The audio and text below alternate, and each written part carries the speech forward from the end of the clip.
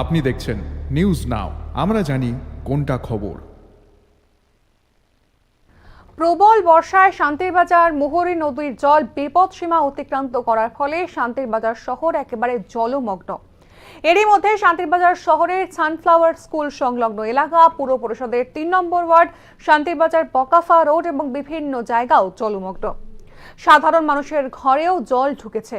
এই পরিস্থিতিতেই মাঠে নেমে পড়েছেন দক্ষিণ জেলা পরিষদের ৭ নম্বর ওয়ার্ডের জয়ী প্রার্থী নীতিশ দেবনাথ ওরফে সুমন দেবনাথ।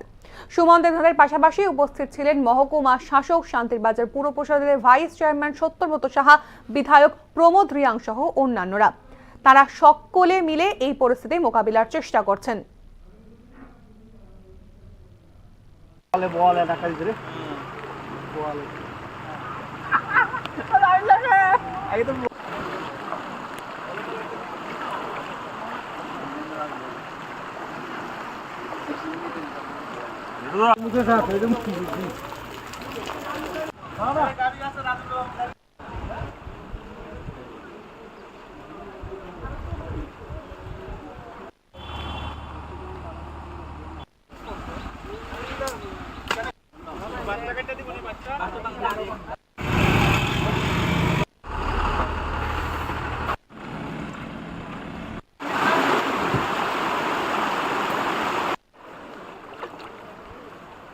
একদম কি অবস্থা তোমার?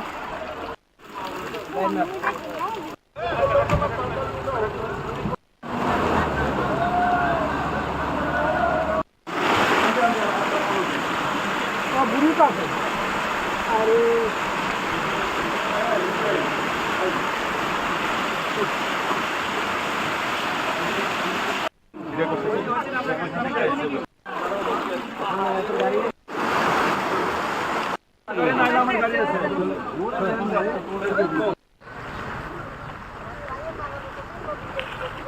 প্রায় পুরা জলমগ্ন।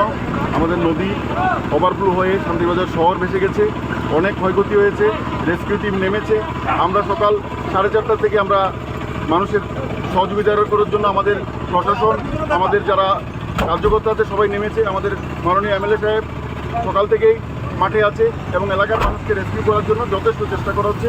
আমরা আশাবাদী খুব কম সময়ের মধ্যে জলটা নেমে যাবে এবং মানুষও তার থেকে নিস্তার পাবে।